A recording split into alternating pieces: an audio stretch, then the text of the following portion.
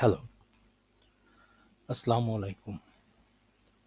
আমরা আজকে আপনাদের সাথে একটু দেখব যে এখন যে শেয়ারগুলা আছে, পছন্দের শীর্ষে আছে যারা আর কি। যেমন এখানে আরএসআই এর যদি আমরা দেখি, আরএসআই এর বেসিসে যদি আমি কিছু স্টককে ভাগ করি, তাহলে আমি কিছু স্টক আপনাদের সামনে দেখেন তুলে নিয়ে আসছি। লাভেলো, ফেক ডিল, যেমন লাভেলোর আরএসআই 85, ফেক ডিলের আরএসআই এখন 82 প্লাস আর কি। এশিয়াটেক ল্যাব আরএসআই 82-র উপরে, কোহিনূর আরএসআই 77-20। এগুলাকে কেন করেছে, এইগুলা আরএসআই এর বেসিসে বেশ ভালো পজিশন ধরে রাখছে। এআইএল 76, ইজেন 75, golden jubilee mutual fund 74, Wimax 73, Pragati life 72, GQ ballpen 70, Aramit, Navana, PTL, Alhaj. তো আরএসআই এর বেসিসে এগুলাকে আমরা সাজাইলাম যে তাহলে এগুলা বেশি, আরএসআই এর বেসিসে এগুলা বেশি প্রাধান্য দিচ্ছে। ঠিক আরএসআই যাদের একটু কম আছে তারা নিচে আছে। যেমন আরএসআই কমের ভিতরে এখন আছে মেঘনা, cement, Reliance insurance, Orion infusion, Simtex, Pharmaid, Rupali life, BD Thai food, Malek, Agni system, support, Tosrifa, Golden Son, Salvo, সোনালিয়াস, অ্যাডভান্ট, আলহাজ টেক্সটাইল। মানে আলহাজ টেক্স মাঝামাঝি পর্যায়ে আছে, অ্যাডভান্সও মাঝামাঝি পর্যায়ে আছে। সেম যদি আমরা মানি ফ্লো অনুযায়ী চিন্তা করি যে মানি ফ্লো কাদের ভালো, দেখেন এখানে গ্রিন করা আছে 98। মানি ফ্লো যাদের বেশি আছে তারা মানি ফ্লো অনুযায়ী উপরে চলে যাচ্ছে।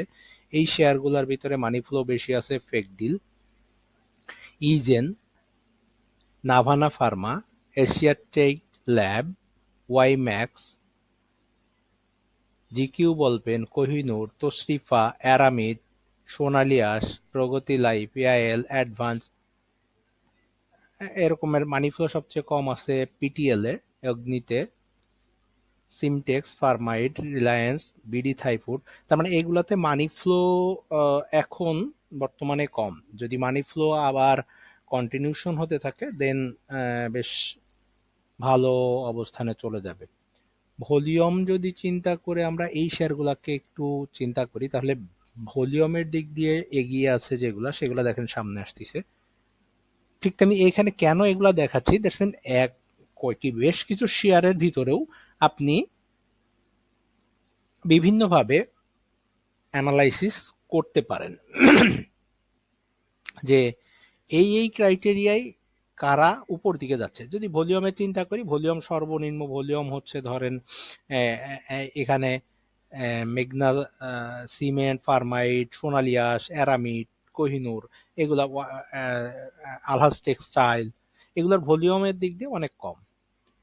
এবার যদি আমরা দেখি এডিএক্স, এডিএক্স হচ্ছে যাদের সবচেয়ে বেশি, তারা কারা?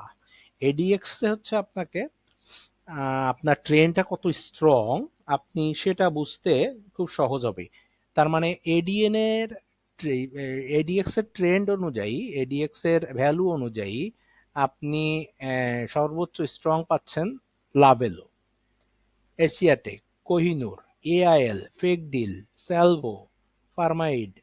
এগুলা এডিএক্স এর ভ্যালু অনুযায়ী এরা উপর দিকে আছে। মাঝামাঝি যেমন আছে Orion infusion, golden jubilee, WiMAX, aramid, PTL, প্রগতি লাইফ, আলহাজ, সোনালী, নাভানা ফার্মা, অ্যাডভান্ট। এগুলা পর্যন্ত মানে স্বাভাবিক আছে, 20, 22, 23-এর কাছাকাছি। 22-এর নিচে যারা এবং 14 পর্যন্ত তারা এখানে দেখেন লিস্টে তারা নিচে। তার মানে যদি এডিএক্স এর ভ্যালু এই যে যেগুলা আমরা ধরে রাখছি এদের বাড়তে থাকে, তাহলে এরা আপ ট্রেন্ডে চাইতে থাকবে। এবং দেখেন এমএসসিডি অনুযায়ী যদি আমরা এই স্টকগুলোকেই দেখি, তাহলে এমএসসিডি মাত্র জিরো লাইন বা জিরো লাইনের নিচে বা কাছাকাছি আছে এগুলার। তার মানে এগুলা যখন ভালো হবে তখন বেশ ভালো পর্যায়ে যাইতে পারবে। যেমন মাত্র এগুলা ডিএক্স অনুযায়ী যারা জিরো জিরো থেকে প্লাস করতেছে, তার মানে এরা মাত্র শুরু করতেছে, মুভমেন্টটা মাত্র শুরু হচ্ছে। যারা এই লেভেলে আছে তারা অনেক আগেই মানে ইয়া শুরু করছে। 8 9 যেগুলো আছে, এই দেখেন 8-এর উপরে যদি আমি এমএসসিডির ভ্যালু ধরি, এমএসসিডি এটা সম্ভবত আমার ধারণা এটা মান্থলি সম্ভবত।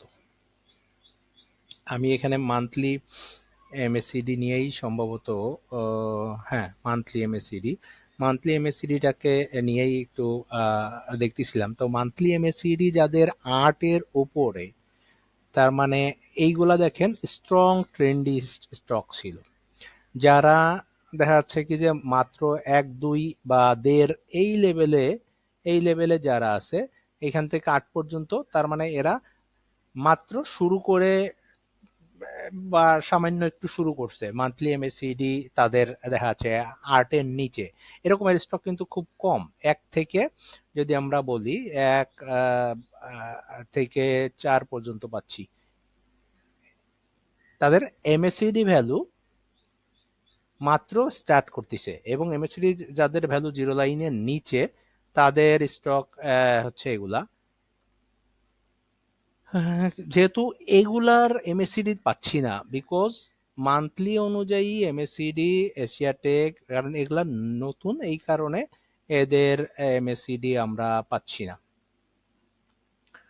আর এরা মাত্র শুরু করতেছে। মান্থলি অনুযায়ী তাদের দেখেন জিরো লাইনের একেবারে কাছাকাছি বা উপর দিয়ে কেবল ইয়া হচ্ছে, জিরো লাইনের উপরে মাত্র এমএসসিডি লাইন উঠতিছে। এগুলা এমএসসি লাইন জিরো লাইনের 1-এর নিচে, এগুলা জাস্ট মাত্র স্টার্ট করতেছে। তো এইভাবে আপনি আপনার স্টকের পজিশনগুলা বিভিন্নভাবে অ্যানালাইসিস করতে পারেন। যেমন আপনি স্টকটা বিভিন্নভাবে ক্রাইটেরিয়া অনুযায়ী, বিভিন্ন ইন্ডিকেটর অনুযায়ী, কে ভালোর দিকে যাচ্ছে, কে আগাচ্ছে। যেমন লাস্ট ডে আমি যদি চিন্তা করি, লাস্ট ডেতে অ্যাগ্রেসিভ ভূমিকা পালন করছে এগুলা। লাস্ট ডেটে মেবি এটা, সরি, অ্যাগ্রেসিভ এরা ছিল। লাস্ট ডে অনুযায়ী দেখা যাচ্ছে কি যে ভালো করে আসতেছে হচ্ছে কি যে এইগুলা Lovello, Advent, GQ ballpen, Asia tech lab, fake deal, এই কয়টা লাস্ট ডেতে বেশ স্ট্রং পজিশন ধরে রাখছে সম্ভবত। তো এইভাবে আপনি বিভিন্নভাবে আপনি আপনার স্টকের মুভমেন্ট, স্টকের অ্যানালাইসিস করতে পারেন। আমি জাস্ট এটা একটা আপনাদের ডেমো হিসাবে দেখাইলাম যে আপনি স্টক পাইলেন এতগুলা স্টক, আমি জাস্ট এতগুলো স্টক নিয়েছি ধরেন একটা বিভিন্ন ধরনের কন্ডিশন অ্যাপ্লাই করার পর, যে হ্যাঁ এই স্টকগুলা উঠে আসতেছে, তো এগুলার ভিতরে কে ভালো, কারা ভালো করতেছে, কিভাবে অ্যানালাইসিস আপনি করবেন সেটা দেখানোর জন্য জাস্ট আপনাদের সামনে তুলে ধরলাম। ওকে, ধন্যবাদ, থ্যাংক ইউ, ভালো থাকবেন।